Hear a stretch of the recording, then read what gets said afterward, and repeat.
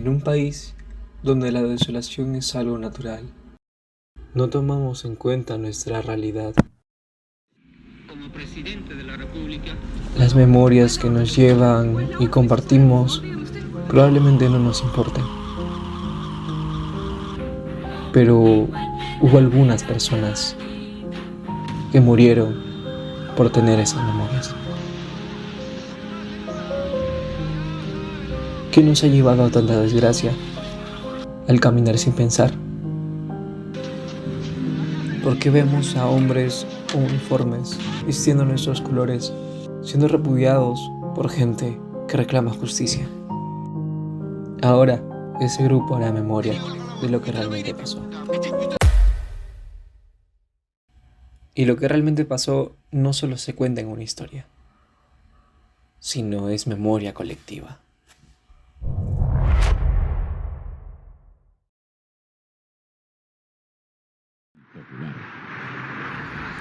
En el año 1985, el presidente Alan García entró a gobernar el Perú, dando muy buenos comentarios porque se ve una persona que venía con bastante fe para ayudar a combatir la crisis que se vivía. En este caso, Alan García implementó tres cosas muy fundamentales que apoyó a la hiperinflación, que disminuyó de un 10% a un 3%. En este caso, ¿qué fue? Se estabilizó el tipo de cambio, los precios se mantuvieron y asimismo el sueldo aumentó de precio para que así la población tenga acceso a los productos necesarios. Pero este gran alivio y este gran momento que se vivía no duró tanto, porque en el año 1987 el presidente Alan García quiso estatizar el banco y al querer estatizarlo fue lo que le alzó bastante nervios y preocupación a la población, lo que retiraron su dinero y lo dolarizaron, y en ese aspecto fue lo que generó de que se viva una gran hiperinflación en el cual todos los precios debieron aumentar. Mientras esto pasaba, la situación en las zonas rurales era mucho peor. Aprovechando que el Estado los llevaba abandonando desde hace décadas, Sendero ahí ya había llegado hace mucho tiempo. Por eso es que el Estado reaccionó de manera torpe y violenta. Hacían redadas sin distinguir a quién, mataban comunidades enteras. Lo que se suponía que era protección terminaba siendo violencia total. Simplemente eran todos contra todos y nadie confiaba en nadie. En paralelo, según Contreras y Cueto, una vez que el conflicto armado interno se agudizó, gracias a que Sendero Luminoso ya había logrado captar a todas las zonas empobrecidas, este pudo lograr hacer operaciones más complejas gracias a sus alianzas con el narcotráfico.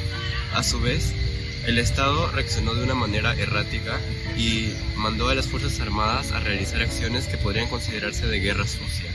Es decir, se comportó de una manera totalmente violenta y la situación solamente empezó a empeorar.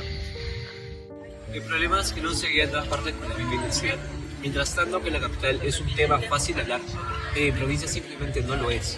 La memoria que viven ahí está manchada de sangre, de corrupción, de ultraje a la libertad y sobre todo una violencia ininterrumpida por más de 10 años.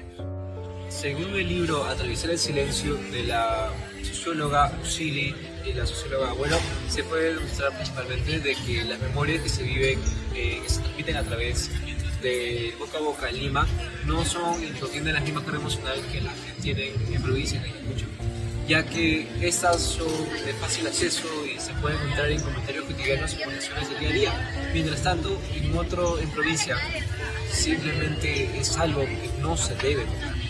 Esos tabús sociales se pueden también reconocer como memorias que se comparten en un lazo interno.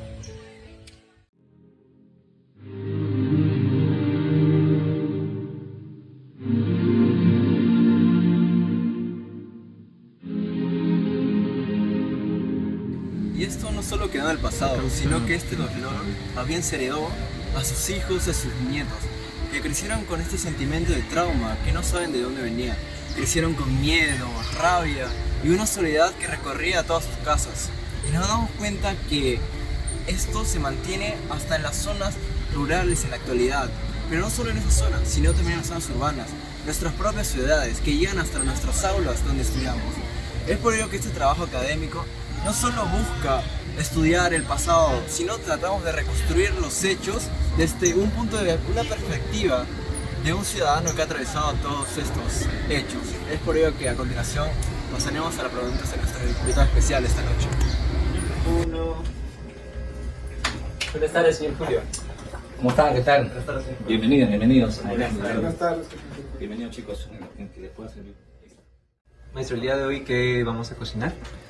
Bueno, vamos a cocinar un omelette de quinoa. Y esto está compuesto de huevitos, quinoa sancochada.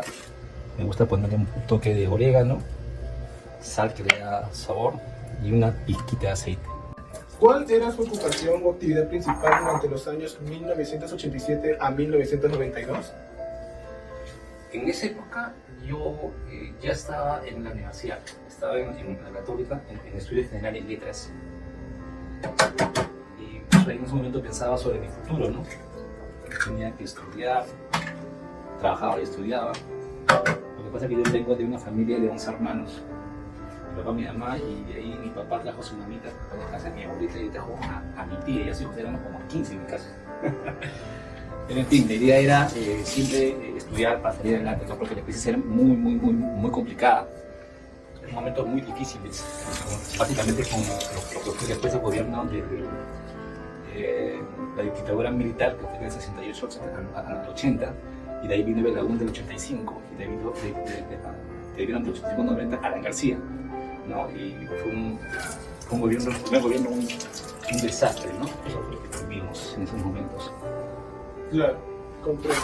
Y en este periodo, en este conflicto difícil que vivió, ¿dónde usted vivía? ¿Vivía en la capital Lima o en alguna zona rural en específico? Bueno, yo vivía en el distrito de Breña. Yo vine acá a Lima a los 8 años y de ahí viví hasta los 25 años en Breña. Un distrito populoso, ¿no? De clase media baja. ¿Cómo afectó la hiperinflación su vida diaria? Bueno, eso sucedió en la época de Alan García, ¿no? O sea, yo recuerdo que era estudiante, mi papá rara vez me daba una propina, o yo hacía un trabajito por ahí, tenía una propina. Entonces, a veces con mis amigos nos juntábamos para poder comer, ¿no? Algo, y con una pequeña una suma simbólica podíamos comer de repente un buen lomo saltado, ¿no? O comer 2 básicos en la universidad, de repente, ¿no? Eso sin contar propinas, ¿no? Y como estudiante. Pero después, cuando ya Alan García, del 85 al 90, se dio básicamente en el tercer año de gobierno, pues la inflación se disparó enormemente, ¿no? De repente para los grupos pequeños, los más humildes, obviamente los que más tenían eran muy exitosos, ¿no? Pero cuando se dispara la inflación, lo que mi papá me daba ya no me alcanzaba ni para un caramelo, porque lo que yo trabajaba era para mis pasajes solamente, ¿no? Recuerdo mucho que mi papá tenía un pequeño negocio, aparte que yo trabajaba, tenía un negocio que vendía frazadas, ¿no? Frazadas a por mayor, digamos.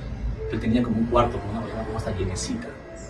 Al día siguiente, o sea, en esos días de la inflación, pues tenía que venderlo rápido, porque al día siguiente subía el precio, ¿no? Entonces, al subir el precio, ya no podía comprar 2 frazadas, sino una frazada.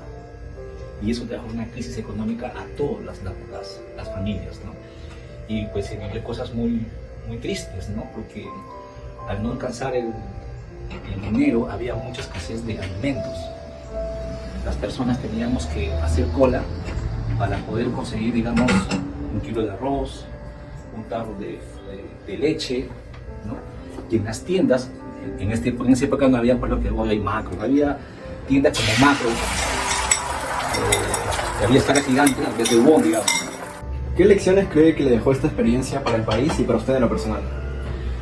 Bueno, es una pregunta que hay que pensarlo bonito, pero no para hacer un buen discurso, sino es una cuestión de vida. Sobre todo, en general fue sentir mucha madurez, mucha anticipación a las cosas, ¿no? Bueno, en cuanto al país, es una cosa muy complicada porque se pensaba que el gobierno de Alan García, en su primer gobierno, después que de la se fundó en 1924, se pensaba que de una gran experiencia de muchos años de vida política en el país, seguramente al estar ya en el gobierno, que fue muy difícil, ¿no? Estar en el gobierno, pero que sin embargo no supo digamos, hacer medidas políticas en bien de la sociedad para que tengamos hoy. Porque tú sientes hoy un país con esperanza. Hoy un joven puede estudiar con tranquilidad porque sabe que hay un futuro y que la calidad de estudio que hoy tienes puedes tú desarrollarte en este país, en tu país o en el extranjero. O sea, estamos llegando a niveles competitivos, pero en aquellas oportunidades era totalmente distinto. O sea, no había esperanza de nada. Con respecto al conflicto armado interno que se vivió en el país, ¿usted ha tenido alguna vivencia cercana a este? Sí, realmente sí. Fueron momentos de mucha tensión, ¿no? Como hoy ustedes perciben la inseguridad en todo sentido, lo que ustedes pueden conocer por las noticias, son jóvenes todavía. Pero nosotros eso mismo lo hemos sentido de otra manera, ¿no? Pero hoy de repente va un sicario y te dispara, pero allá tú podías caminar por cualquier parque, un lugar principal, y volaba un coche de bomba y morían muchísimas personas, ¿no? Quizás si tú puedes ser un poquito, o te digo un ejemplo complicado, pero aunque no va al tema, pero cuando Pablo Escobar, el mafioso, hace también la toma en el Palacio de Justicia, hace poner un coche bomba y todo un edificio pues se incendia, ¿no? De esas magnitudes fue cuando en Lima, en Miraflores, en el Girón Tarata, estos terroristas insanos, ¿no? Irracionales en todo sentido, pusieron un coche bomba en la calle Tarata y varias fachadas de edificios altos, el primer piso pegados afuera, todo se cayó. Y había un amigo que era de mucho dinero, pero tenía una tendencia izquierda y tenía bienes en Ayacucho. Y pues la escalada terrorista pues llega y le quita y mata a su familia, ¿no? Entonces, cuando ya te toca internamente, además de conversar en una plática de gaseosas o cervezas, pero cuando te toca a nivel familiar y te matan a tu familia, uno cambia. Ahí no importa el pensamiento izquierdo o derecha, eso es algo secundario, sino es un sentimiento familiar muy, muy profundo que te marca mucho. Entonces uno quiere ya vivir, oye, esto no es posible, ¿no? Esto no es la salida. En cuanto a memoria fue el daño, ¿no? Físico a las personas y el daño físico estructural, ¿no? Porque se caían torres, a la gente pues las mataban en las comisarías, en los pueblos. Y hubo sobre todo mucha injusticia, mucha penuria en ambos bandos, porque en teoría el gobierno manda a la parte militar para salvar, ¿no? a los pueblos más profundos del país como Ayacucho, Huanta, muchos más, pero que sin embargo los militares llegando ahí para salvar también cometieron abusos, ¿no? Y de ahí nace justamente la comisión de la verdad para decir, oye, esto es lo que pasó, lo que realmente hicieron los militares pensando en hacer el bien, pero también hicieron, digamos, un abuso mucho con campesinos. Y que hasta hoy se discuten, ¿no? Entonces ya... Al comparar nuestra revisión bibliográfica con la entrevista, podemos notar una clara coincidencia en la percepción del impacto de la hiperinflación. Las fuentes secundarias relataban que la estatización del banco y el mal control económico nos llevó a un colapso financiero. Esto se demuestra en cómo el entrevistado nos relató que él tenía dificultades para cubrir sus necesidades básicas como la comida o el transporte. Esta vivencia concreta complementa los datos históricos y nos demuestra el efecto humano directo con la macroeconomía. Sin embargo, la entrevista brinda una dimensión emocional y cotidiana que no se logra observar claramente o de mayor profundidad en las fuentes académicas. Entre ellas se puede observar dos cosas importantes, que es el miedo que se vivía en Lima en ese entonces, y más que todo cómo este miedo llegó a los familiares más en mayor profundidad a los niños, quienes vivían con bastante temor cuando se iban a la calle.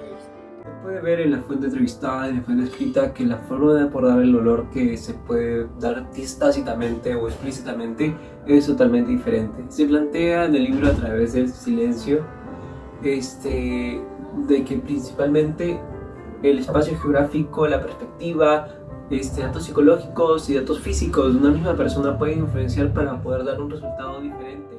Además, la memoria es intergeneracional, lo cual implica a todos los involucrados, desde sus progenitores hasta sus descendencias.